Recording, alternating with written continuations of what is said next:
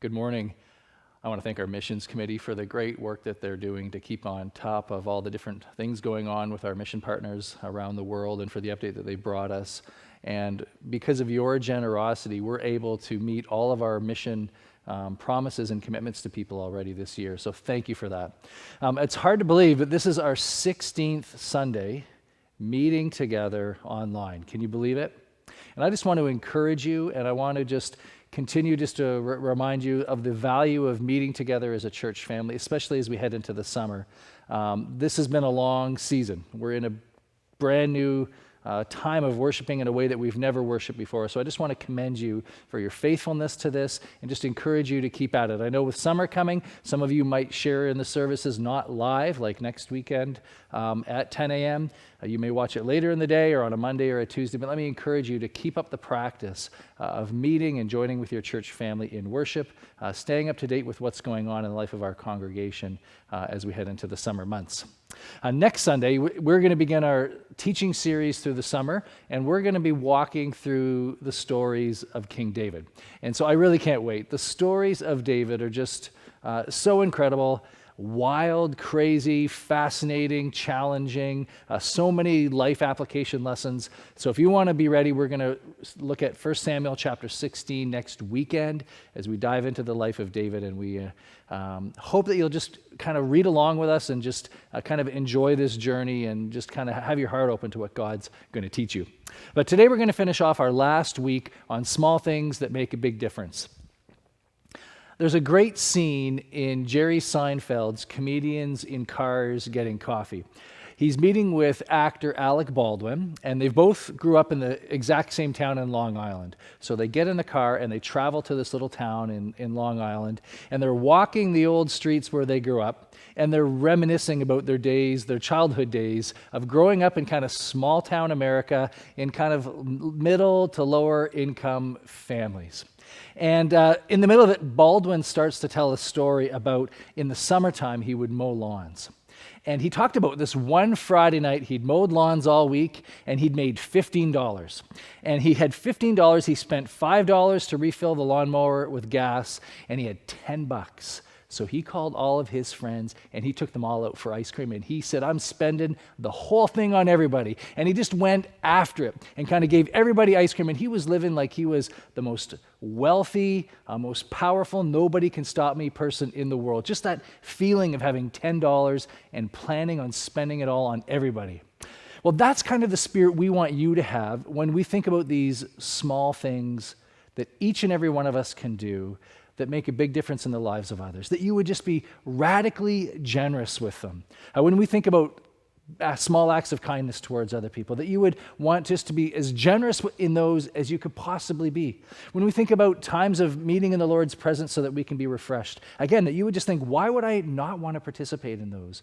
That make such a big difference in my life. We're remembering that each and every day there's something to be thankful for, that in each and every day God has a gift for us.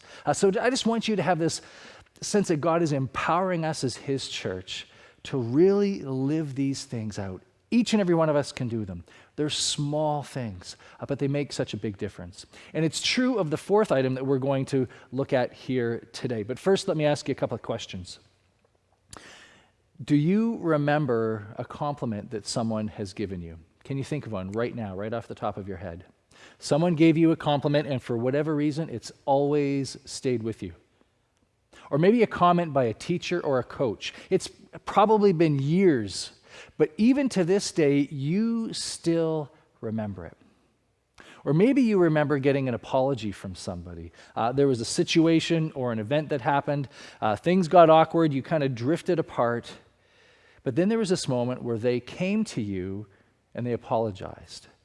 And in that moment, the relationship and kind of the burden that you'd been carrying around about this kind of awkward situation completely left, and things started on the road towards healing.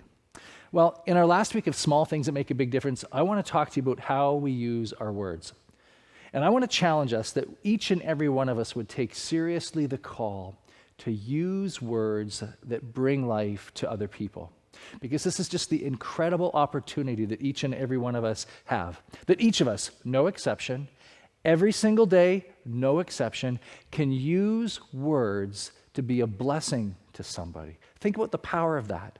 And think about how small words are. It's literally air leaving our lungs, coming through our mouth, kind of getting blown out. Something so simple, but it can have an impact so much that of the billions and billions of words that you have heard to this point in your life, you can still remember with incredible clarity when someone complimented you, encouraged you, gave you a life lesson, gave an apology to you. These words have incredible power.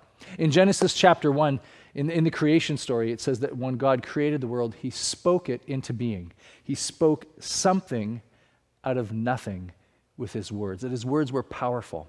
Now, we don't have the ability to create stars with our words, but our words are powerful too. Proverbs 18:21 says this, "Words kill, words give life.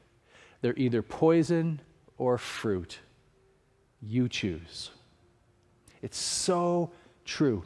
You and I have the choice to decide how it is we're going to use our words, and we can use them like poison. And you can maybe think of a moment in your life where someone said something to you and it hurt. It cut, maybe even to this day, you've not forgotten it.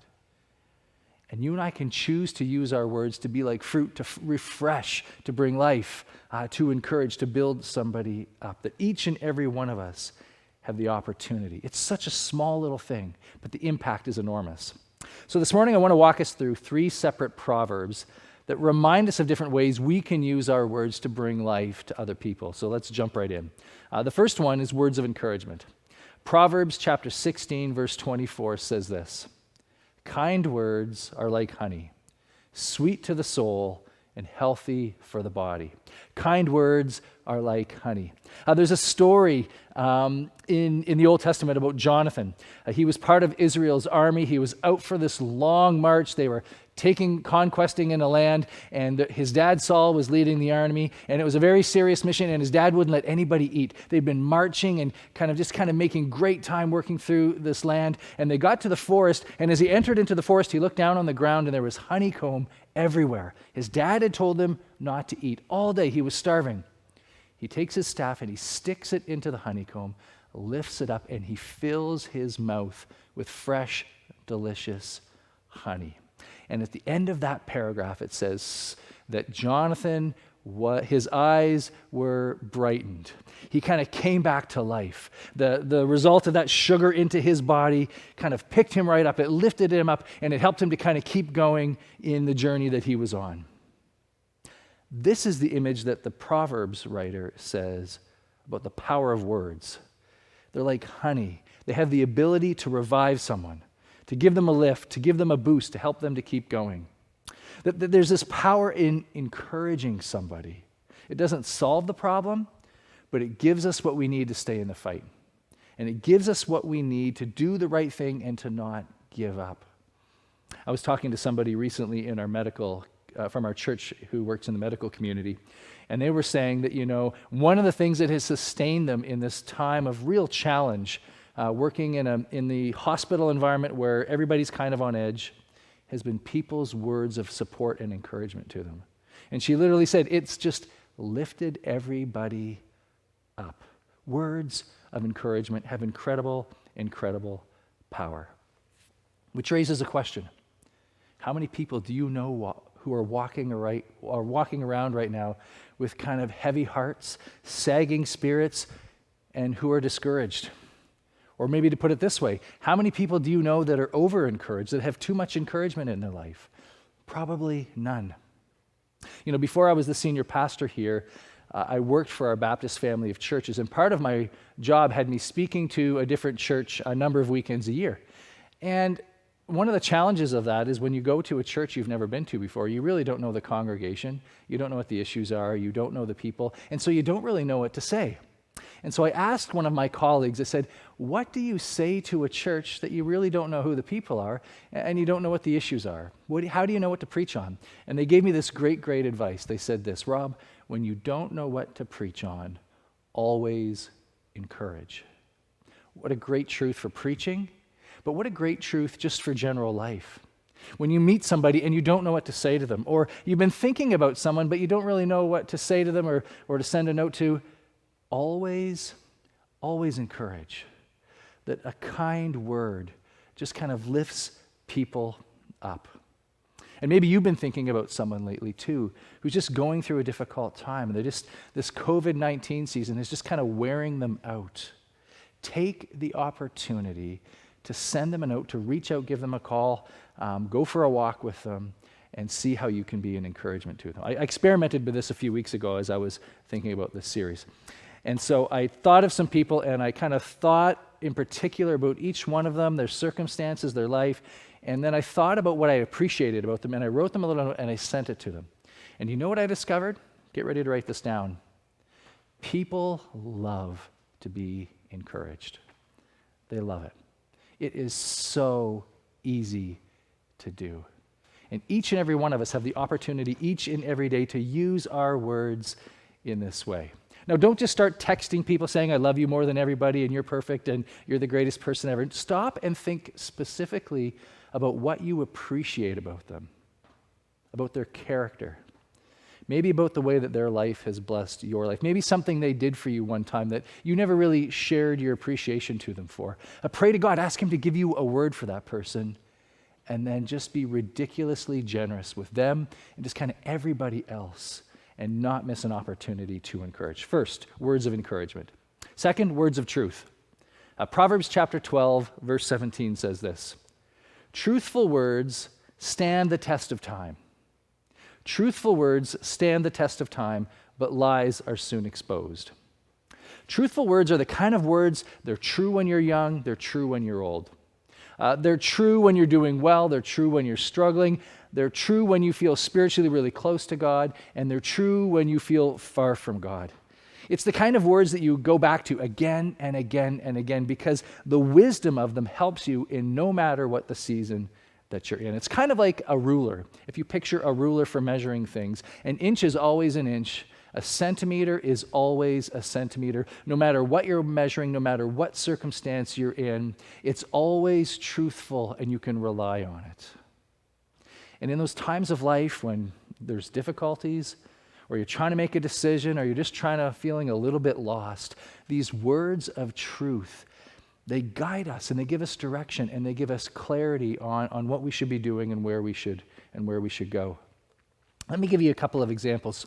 One from my own life. This is a word of truth that I have used again and again, both in my personal life, but also in giving leadership here at the church. And it's so simple, but it's this: facts are our friends. Facts are our friends. If you're like me, sometimes when I see facts, I want to run from them. I want to cover my ears, cover my eyes, or push people away who are kind of sharing those facts with me, because it can feel like a threat. But nothing could be further from the truth. Ignoring facts will only make things worse. Let me give you an example of it. The bathroom scale. So I go and I can stand on that bathroom scale every day, and I have to repeat the phrase to myself: facts are my friends. I might not like what that scale is telling me. I might blame it or say it's out of whack or it needs new batteries or say the scale is being mean to me. But it doesn't change the facts. And this information then is a friend to me. And it's helping me tell me something about myself that I can hopefully choose to deal with, like stay out of the kitchen more often. Let me give you another example. And you've heard me use this phrase before in preaching. Nothing you will ever do will make God love you less. Nothing you ever do could make God love you less. That is a word of truth. And no matter what season you're in today, that phrase is true for you. No matter where you were last night, no matter what you're struggling with, no matter kind of where you're at in this whole COVID season, nothing you could ever do could make God love you less. Think about the power of that word of truth in each and every season of your life, and the ability that it has to make such a huge, huge difference. So, words of truth. Maybe you need one today. Maybe you're just kind of feeling a little lost. Maybe you should search the scriptures, search the Proverbs, reach out to some people, say, do you have any words for me in this season that I'm in? And maybe today you can be thinking about people that you know who are going through a difficult time, and in love, you can share a word with them. Say, hey, look, I've been praying for you. I just want to share this word for you. Maybe it's helpful, maybe it's not. But we have the gift of giving these words to each other so that we can find our way. Third word, words of freedom. Words of freedom. Proverbs 17:9 says this, love prospers when a fault is forgiven, but dwelling on it separates close friends. Isn't that true? Love prospers when a fault is forgiven, but dwelling on it separates close friends. This Proverbs is talking about a word that can bring life to relationships. And the word is, I'm sorry. It's an apology, or receiving an apology. When there's been a fault or a transgression or a significant offense that's created a division or a break in a relationship, the power of forgiveness can start to bring about healing. Now, most of us can relate. Most of us have had in our lifetime a relationship that's fallen apart, gone through a difficulty, there's been a betrayal, you shared something you shouldn't have, they shared something they shouldn't have, and there's been a break. And it was painful, and it's difficult. And left as it is, it's not going to get better. There has to be forgiveness if there's going to be healing. And when you're living in a relationship like this, whether it's a family relationship or a close friend, the burden is heavy. Every interaction is overanalyzed and evaluated. Trying to figure out what everything means, trying to read into every text message is exhausting. And it starts to feel a little bit like a prison. And that's what this Proverbs is talking about. It says, where there's been a hurt or an offense, the temptation is to spend all of your time dwelling on the offense, keeping the wound open, never allowing it to heal. We relive the incident, we retell the story again and again, and a separation, a gap is created between us and the other person. And when that gap is there, there's not going to be any healing. You can put on an Oscar-worthy performance to convince everybody else that you are doing fine. But if that emotional separation exists, there will never be healing in the relationship. Maybe we can say it this way. It's almost impossible for a wound to heal without forgiveness.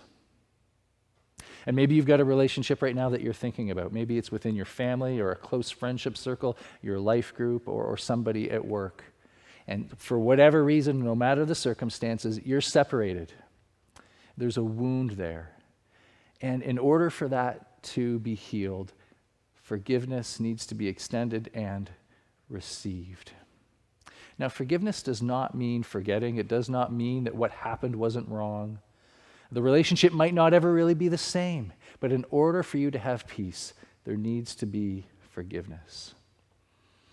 And asking for forgiveness is the first step. And the proverb says here that once forgiveness is granted, love can prosper. Love can start to grow in that space again. Love can start to win. Love can start to define the relationship. Now, I've been going to a chiropractor for a knee problem, and he likes to find what he calls the spicy spots. He kind of pokes around and waits till he finds a really tender, painful area, and then he likes to push on it as hard as he can for long periods of time, and he calls these the spicy spots. I know that whenever we talk about forgiveness, and whenever we talk about broken relationships, we're pushing into the spicy spots of our heart and into our life. And that accepting an apology, granting an apology is really, really difficult. But one of the gifts that you and I have, one of the frameworks that God has given us as Christians, is to be people who give and receive forgiveness so that healing can happen, so that love can begin to grow in these places. And so some of these wounds can be mended. So is there somebody whom you need to offer a word of an apology to or receive the forgiveness that's been asked of you? Is there a relationship where there's a gap? There's a distance. You fooled everybody, but deep inside you know it is there. Is there something that's long overdue? It's difficult, but when a fault is forgiven, love can prosper. And that would be what God would want in time for you in that relationship. So words matter. And each day, you and I have the possibility to use our words to bring life to others. It's a small thing, such a small thing, but it can make a huge difference. So let's do it as generously as we can.